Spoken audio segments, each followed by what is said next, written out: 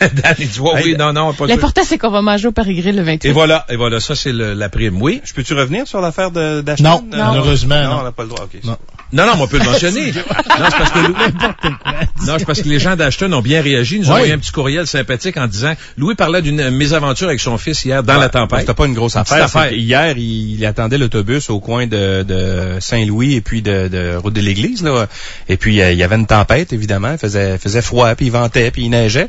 Alors, il est allé se réfugier au Ashton, qui est juste à côté de l'arrêt d'autobus. Ouais. Et il s'est fait expulser du Ashton parce qu'on lui a dit, t'as pas d'affaire à être là. Puis, donc, ce qu'il m'a raconté, je pense, c'est un employé, puis après ça, son supérieur qui est venu le sortir. Alors, les gens d'Ashton ont répondu. Je peux lire le courriel qu'ils nous ont envoyé tout à l'heure.